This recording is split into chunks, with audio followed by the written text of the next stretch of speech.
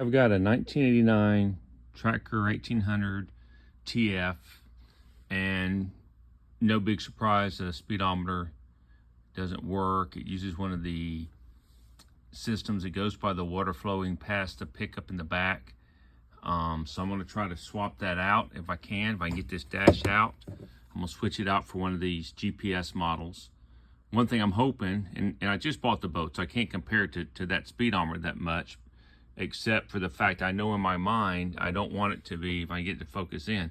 You see that one starts at 20 miles an hour is your lowest reading.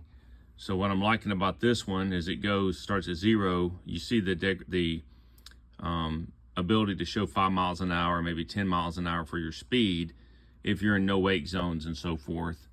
So that's what I'm hoping to get out of this as well. So we're going to start tearing into this thing and seeing how it goes. It's just 4 screws that held this screen there on. That was the easy part. We knew that wasn't going to get us anything. Now I'm going to try to undo these and see.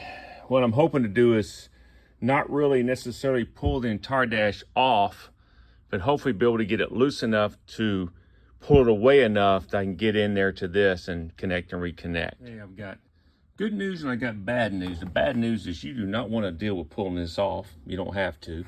One thing I'll tell you is pulling these off doesn't relieve the tension on this. The other thing is, though, the good news is I got it out. And this is what I found out when I got underneath there, trying to figure out how this thing was held in. This speedometer, okay, this is the outside. Underneath there, you have this bracket. I can get it set back on here or not now, but anyway, it goes over these. These nuts hold it in, and this holds it. It holds it back into the dash. So when I cut those off, I just kept tapping on these. I actually took I had my ratchet in there, and I just kind of from one side to the other with this, and it slowly pushed its way out. So now this is going to go in there, and all I'm going to do now is just got to find where I'm going to pull my power from for this.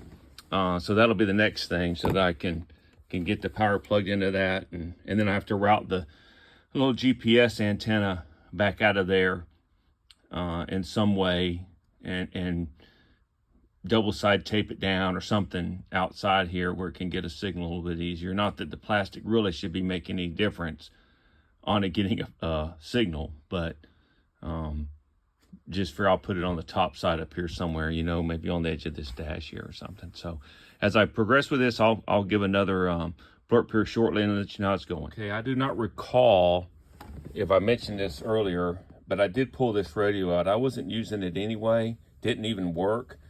So what I did for my power is I took the power from the radio and I kind of teed off of it. So I actually can have a way to have power in that area later on as well, but I just paralleled it off of it.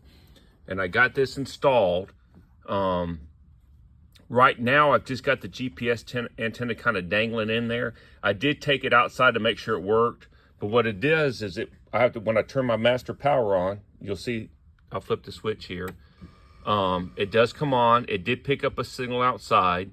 Now, since it has no signal here initially, that's why you see the flashing there. Oh, it did pick one up here now somehow. Once it picks up a signal, that stops flashing. So generally in this building, it's not going to pick up a signal, but it must have picked up one there. Now we'll see when I get it out on the water how it responds.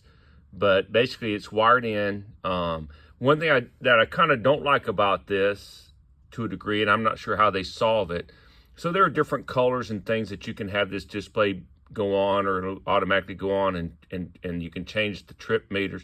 But you have to get all the way back in here behind this thing to do it, which means I'll have to reach all the way underneath the dash here, get down on my back and get underneath there. I really don't care. So it'll stay on whatever it's going to stay on. I tried to put it on white background. I don't know if it'll stay there or not, but it installed fine. Now you can say it's just a hair smaller. You can see the old ring here where the other one went, but I didn't do any cutting or anything. It just popped right in there. And again, I just piggybacked off the supply for the radio which was there.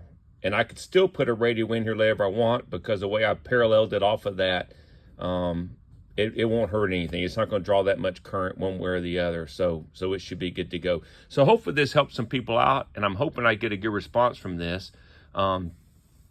Much better than I did the other type of the speedometer. The next problem I'm having is none of these lights on these instruments work.